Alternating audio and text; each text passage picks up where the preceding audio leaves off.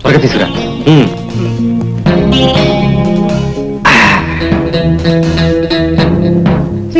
కోటి, సారీ కక్క. స్పృహ రావడానికి ఇంకో అరగంట టైం పడుతుంది. Come on boys, will go.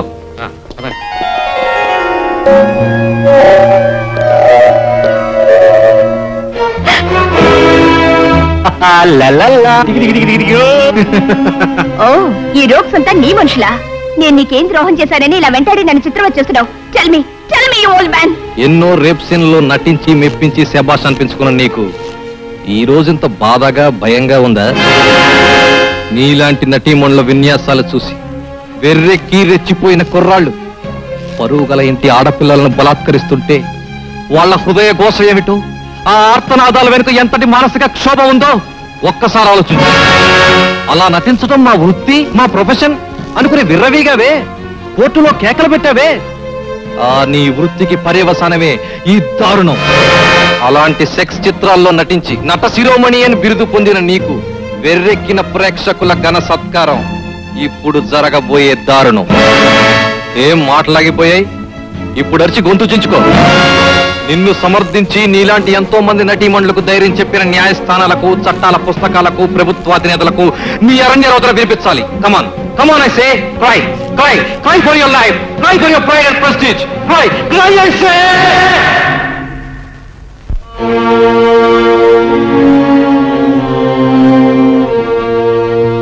Boys, go ahead.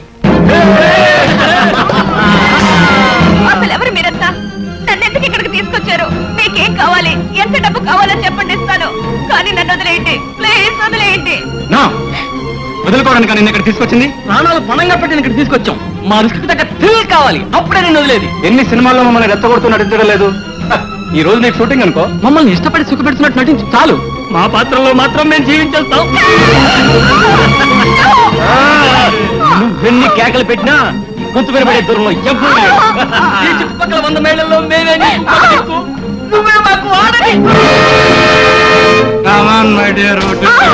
నువ్వే నా రంభ, ఊర్వశి, మేనక.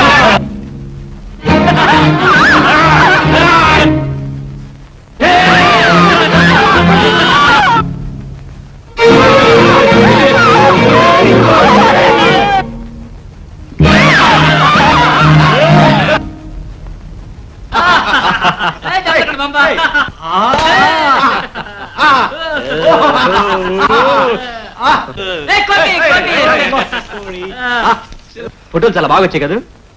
ఏం పెద్ద బాగాలేవు, యాక్టింగ్ అని తెలిసిపోతుంది. ఏం చిన్న మళ్ళీ తీస్తే బాగుంటుంది. Correct correct. కాకా ఇంకొకసారి తీసుకోవు, ఈసారి దంచేస్తాం. మళ్ళీ తీసుకుందాం. అక్కర్లేదు, ఈ ఫోటోలు చాలు నాకు. రాజా, ఈ ఇంట్లో చాలా వింత వింత వస్తువులు ఉన్నాయని చెప్పావు కదా?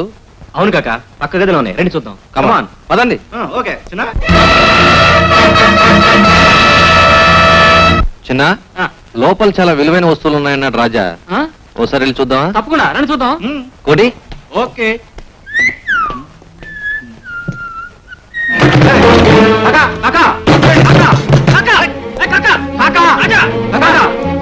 మమ్మల్ని గదిలో పెట్టి తెలిపాడు అన్యాయం. Is it?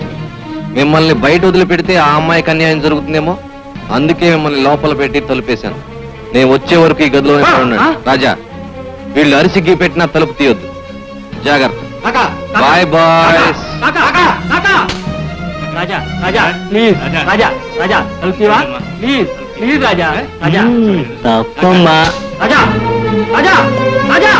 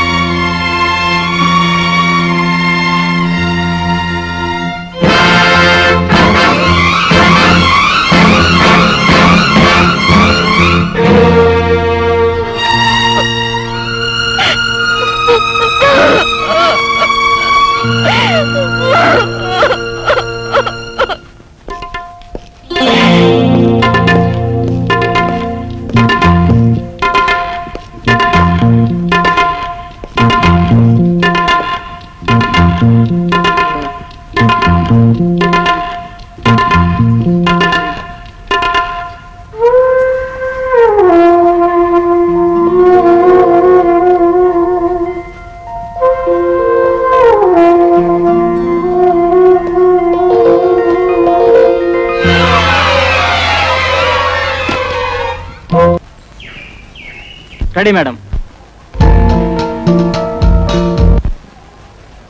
Start. Running 6x6 take 1 action.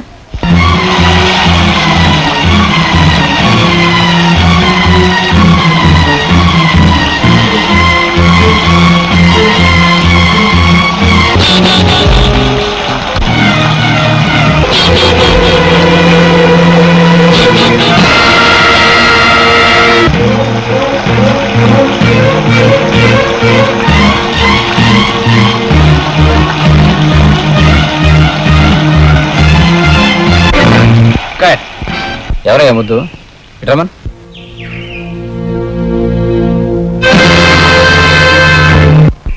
ఇట్రా.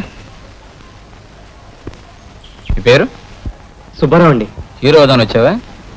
మరి పైకి రావాలనుకున్నాడు చెప్పించేయాలిగా. ఎక్కడ నిలబడమంటే అక్కడ నిలబడమంటే ఎక్కడ నిలబడతావే? Assistant director చెప్పించేయి. అర్థమైందా? పైకి వచ్చే లక్షణాలు ఉన్నాయి. కష్టపడు జాగ్రత్తగా. వెళ్ళు. వస్తానండి. వెళ్ళు. వస్తానండి. అమ్మాయితో ఏం పనే? కుర్రాడు బాగున్నట్టున్నాడు. నీకు నచ్చాడా? ఆ నవ్వే చెప్తుంది. బాగున్నాడు కుర్రాడు. నేను నెక్స్ట్ పిక్చర్లో పెట్టుకుంటావా? నీకు ఓకే అయితే నాకు ఓకే. కానీ వచ్చినప్పటి నుంచి అమ్మాయి మీదే ఉందా అతని కన్ను? కొత్త కదా. రమేష్ రెడీయా?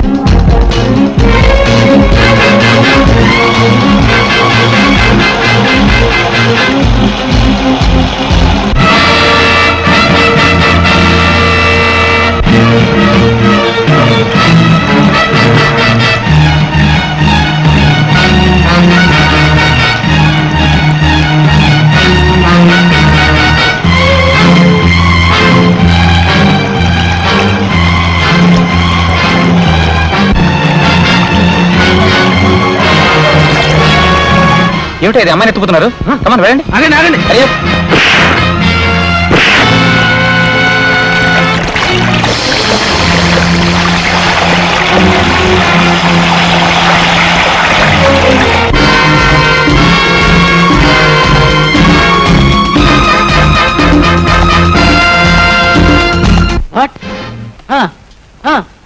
Very good.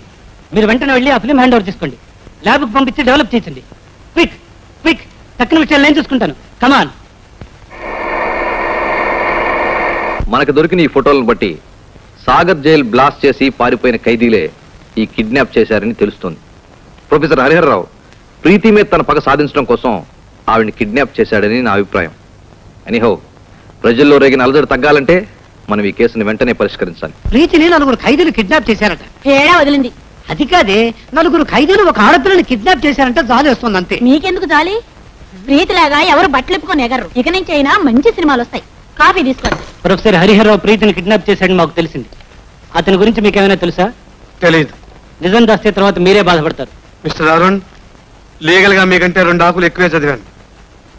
నా గురించి నేను జాగ్రత్త పడగలను. You can go. ఆడితో ఎందుకు బాబు గొడవ? మీ దారి మీరు వెళ్ళిపోండి. పెడతాను కానీ వాడు ఎక్కడున్నాడో చెప్పండి. ఇక్కడే ఉన్నాను బే.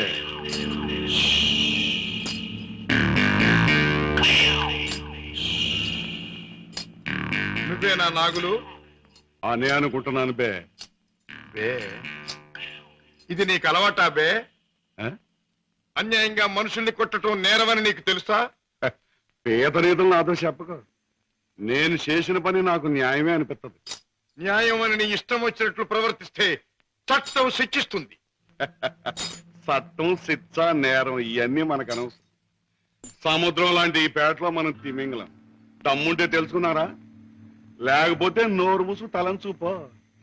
అంతేగాని ఈ నాగులుగాడి దగ్గరకు వచ్చి రూల్స్ గిల్స్ అంటే తల మీద బొమ్మిడలు ఏం చేయగలరు. మన గురించి కావాలంటే ఈ పేటలో అయ్యే సన్నాసినే అడుగు. అవునులే, పేటలో పెద్దగా మురిగే ప్రతి కుక్క గురించి ప్రతి సన్నాసికి తెలిసే ఉంటుంది. మాటలతో నన్ను రెచ్చగొట్టకు. బొస్సు కొట్టేయగలను, కొట్టక కూరలు పీకేయగలను. అంత మునగడివా?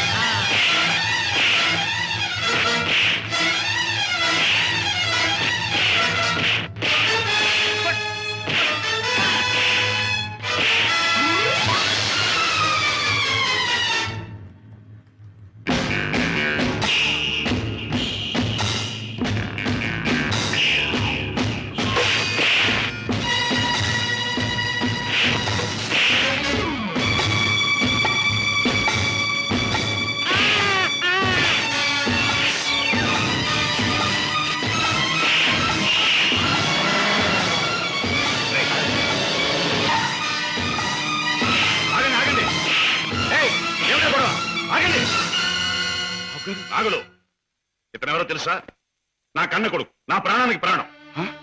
ఈ బాబు గారు మీ అబ్బాయా? నాకు నిజంగా తెలియదు బాబు. తెలుసుంటే చేయెత్తబోదును, మాట తొలగపోదును. నన్ను మన్నించండి బాబు. ఏం నాన్నగారు, ఈ నాగులు మీకు తెలుసా? తెలుసు అంటే మీ నాన్నగారు నాకు తెలియపోటేంటి బాబు. ఒకప్పుడు జ్ఞానంలో చిక్కున్న శాపలాంటి నన్ను బయటికి లాగి తిన్నెట్టి బతికించారు. ఇది నాకు దేవుడితో సమానం బాబు గారు. రాజా పెడదాం పద.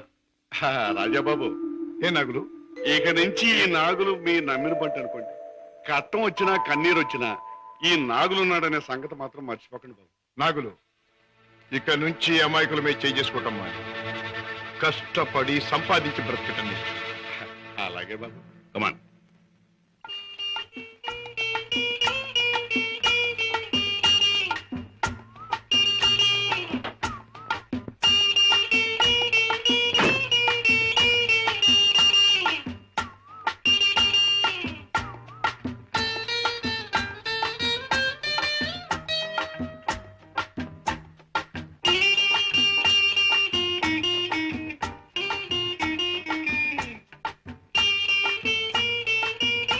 Very good, very good, very good. నాతో డాన్స్ చేస్తావా? నీతో పోటీ చేస్తే నేను ఓడిపోవడం ఖాయం రా. కింద పడేస్తావు. దింపు తాతయ్య. నువ్వు ముద్దిస్తే గాని దింపనరా. చీ, ముద్దివ్వడానికి నువ్వే ఆడపిల్లవా? ఓడు, నీతో మాటల్లో పోటీ చేసినా ఓడిపోవడం ఖాయం రా. రామయ్య బాబు, పద్మ వచ్చిందా? ఏంటది మీ ఆరోగ్యం? అది బాగానే ఉందమ్మా. పద్మ, మీ కాపురాన్ని గురించి ఎప్పటికప్పుడు వింటూనే ఉన్నాను. కిషోర్ పట్టుదలకి, ప్రయోజకత్వానికి చాలా ఆనందిస్తున్నానమ్మా. తాత, నువ్వు కథ చెప్తానన్నావు, చెప్పవా? ఓహోహో అన్నాను కదూ. అవును రోయ్, చెప్తాను. అమ్మా పద్మ, నువ్వు బుల్లిబాబుని ఎత్తుకుని అయ్యగారింటికి వచ్చినప్పుడేనమ్మా అయ్యగారి ముఖంలో నవ్వు కనిపిస్తుంది. మనవడంటే అయ్యగారికి భలే ఇష్టం. ఓహో అలాగే, ఇట్స్ ఆల్ రైట్. రేపు కోర్టులో కలుసుకుందాం. Good night.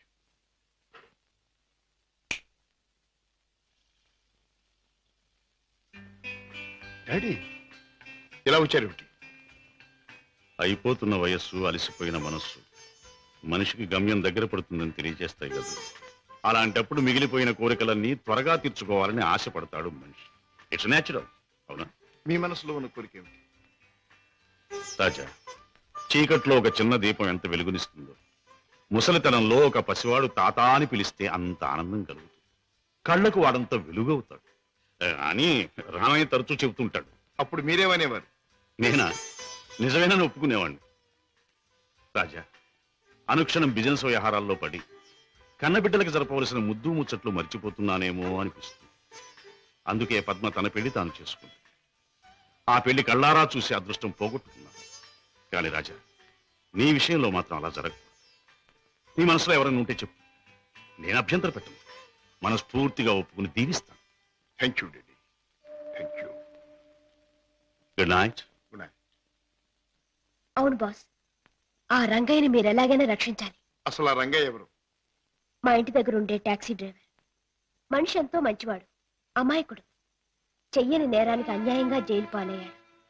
అతని మీద ఆధారపడ్డ అతని కుటుంబం అంతా చాలా బాధపడుతున్నారు. బాస్, మీరు ఎలాగైనా రక్షిస్తే వాళ్ళ కుటుంబానికి సాయం చేసిన వాళ్ళు అవుతారు. అలాగే సీత, ఈ కేసు నేను టేకప్ చేస్తాను.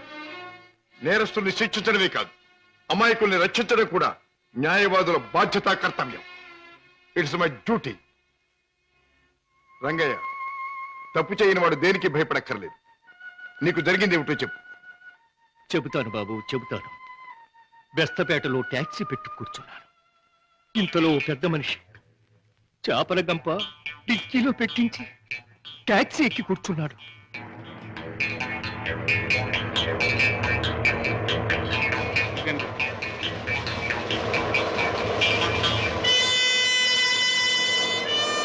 Stop stop stop. వెనకాల డిక్కీ తెరు.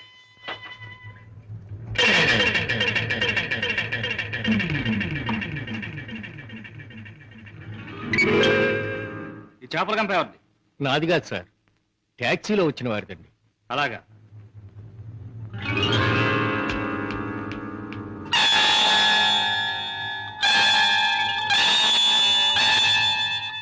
ఏరా, చాలా తెలివి మీరిపోయారా మీరు?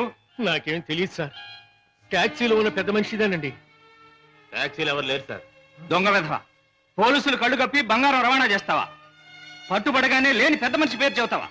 నీ సంగతి, నీ ముఠా సంగతి తెలుస్తాను. అలా తప్పు చేసినాడు, తప్పించుకున్నాడు. నేను జైలు పాలయ్యాను. బాబుగారు, రోగిష్టి నా భార్య, విటోడైన నా కొడుకు, మొగుడు విడిచిపెట్టి నా కూతురు, నేను లేకపోతే అనాథలైపోతారు బాబు. రంగయ్య, బాధపడక. నేరస్తుడు తప్పించుకుపోలేడు. అన్యాయంగా చట్టం చేతిలో ఎరుకున్న నిన్ను నేను కాపాడతాను. నీ ట్యాక్సీలో ఎక్కిన మనిషి ఎలా ఉంటాడు, ఏమేం మాట్లాడాడు, అవన్నీ చెప్తావా? ఏ ట్యాక్సీ, వస్తావా? నా పేరేం ట్యాక్సీ కాదయ్యా. నీ పేరు ఏమిటి తెలుసుకునే టైం లేదు నాకు. వస్తావా లేదా? అయ్యయ్యో, ఉండవయ్యా, రావటానికే కదా ఉన్నాం. అయితే మీరు ఆ బొట్టు తీసుకెళ్ళి దిక్కులు పెట్టి.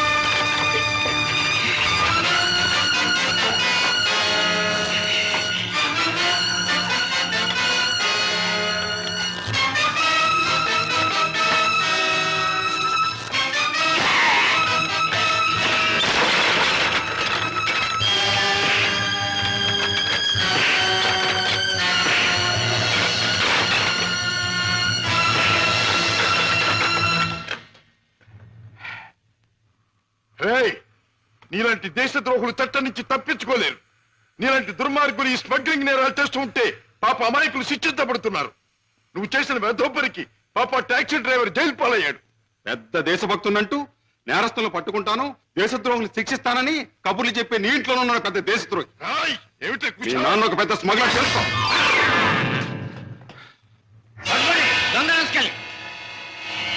మా నాన్న స్మగ్లరా?